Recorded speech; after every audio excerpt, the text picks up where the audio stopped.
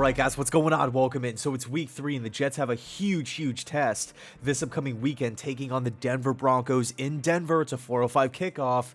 Let's face it, through 2 weeks of the NFL season, the Denver Broncos have been fantastic. I mean, if you're a Bronco fan, how could you not love what you've seen so far? The team is playing great football. They're 2-0, and granted, they've only beaten the Giants and the Jaguars, so not the best competition in the world, but at the end of the day, Denver can't dictate who they play. They can only play who's on their schedule, and so far, the Broncos have went out there and executed and put up 2 back-to-back convincing W's. Teddy Bridgewater has been exactly what the doctor has ordered for this football team. 592 passing yards, 4 touchdowns, no picks, a whopping 76.5 completion percentage. Are you kidding me? That's great. And yeah, it's only 2 games, but he is putting the ball in play. That's a direct reflection of decision making.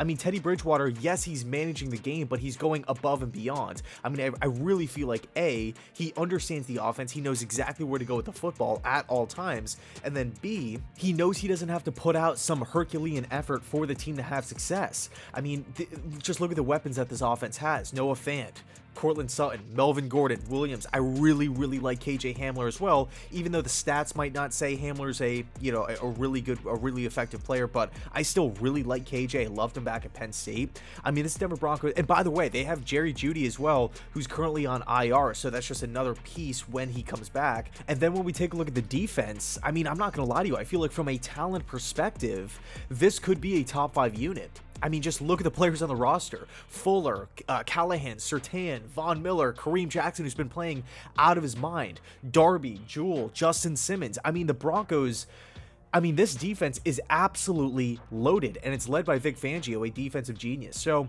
really, I feel like the name of the game so far for the Broncos has been complementary football. The offense is not doing anything to shoot themselves in the foot. They're scoring points. They're taking care of the football. They're controlling the clock. I mean, they're dominating teams in time of possession. And then defensively, I mean, they've held both Jacksonville and New York to 13 points a game. That's pretty good. So what can this Jets offense, led by rookie quarterback Zach Wilson, do to have success against this veteran Broncos defense in a rowdy environment in Mile High Stadium? I feel like really the big thing, well, there's a couple things. Number one, I feel like we need to set the tone early. One thing that the Jets have absolutely failed at in the past in these last 2 games, we've seen it in back-to-back weeks here, is the failures on offense, whether it's not being able to move the ball, completely stagnant against the Carolina Panthers.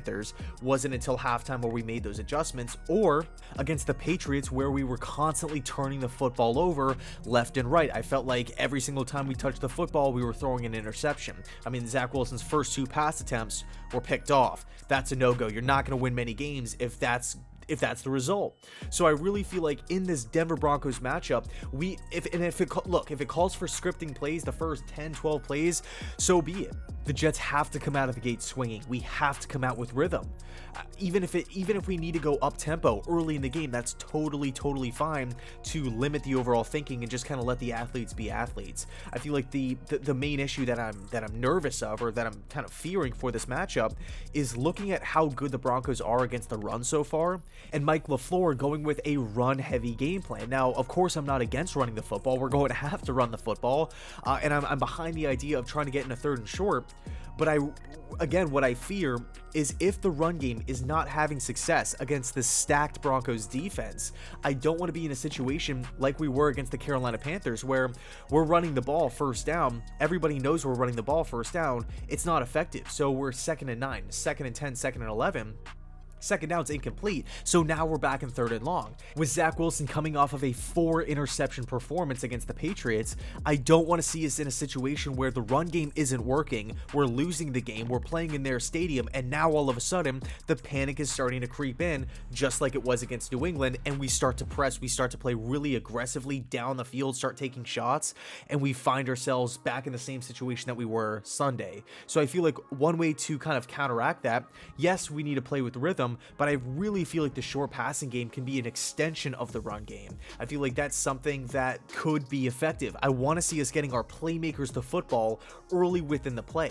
Guys like Elijah Moore, yes, he can make plays down the field, over the middle of the field, but from a personal standpoint, I want to see Elijah Moore catch a couple bubble screens, catch a couple tunnel screens, get him on some crossing patterns, and let him work with the football in his hands. I mean, that was something that he was so good at back with the Ole Miss Rebels. Just get him the football and watch him go to work. Same with Michael Carter. He showed that last week. He can be elusive. He could be a playmaker for this football team. He looked really good against the New England Patriots defense. Let's get him the football in the pass game out of the flat. Also, this helps Zach Wilson's confidence and it gets him in a rhythm early. You know, it's completion. It's not super complicated. These aren't super tight window throws that he has to make down the field. You know, we're not asking Zach Wilson to be, you know, Patrick Mahomes, Aaron Rodgers, Russell Wilson. We just want him to go out there and complete passes, be efficient. I feel like that's really where problems have kind of came up in the past 2 weeks against Carolina and New England. We have just failed to get that rhythm. So let's see some creativity. Let's see some misdirection, some pre-snap motion. Let's get these guys moving horizontally, sideline to sideline. Maybe that catches the Denver Broncos defense off guard a little bit. If we're having success, screens, slants, crossing patterns, even when we do hand the ball off, the second Denver starts to creep up to the line of scrimmage, talking about the back half, the back end, that's when we take the shot downfield. That's when we look for the one-on-one matchup on the outside, because Zach Wilson's arm strength in Denver is something that I would pay good money to see. Defensively, I feel like there needs to be a huge emphasis over the middle of the field, watching out for guys like Noah Fant and Albert O up the seam, and even in little curl routes, like gains of 4s and 5s. We all know Teddy Bridgewater, again, knows the system, but he's accurate with the football. He doesn't. Throughout the course of his career, he has not shown a tendency to put the ball in dangerous or sketchy situations.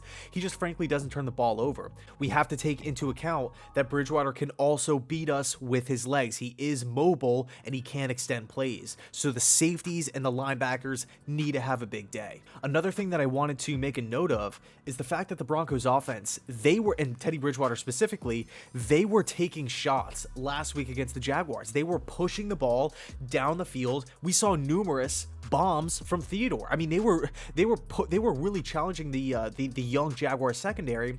And as it pertains to this week's game, I want to trust Saleh and Ulbricht's base defense, right? Just the cover 4, cover 3 system, because one of the main ideas with the defense is to kind of keep everything in front of you, and of course not get beat over the top. So I don't want to think that getting beat deep won't be an issue, but the Jets secondary is really young.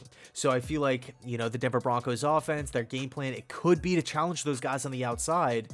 So it's tough to say, but I really feel like the emphasis needs to be put on the middle of the field and watching these guys. I mean, if Bridgewater's nickel and diming us, which he definitely has the potential to do, I feel like it could be a long day. They just control the clock, much like the Carolina Panthers and the New England Patriots. So I'll leave it there. It's going to be a big test either way.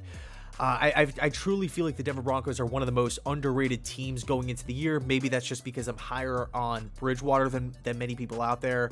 I've always been a fan of Teddy. I've always felt like he's a capable quarterback.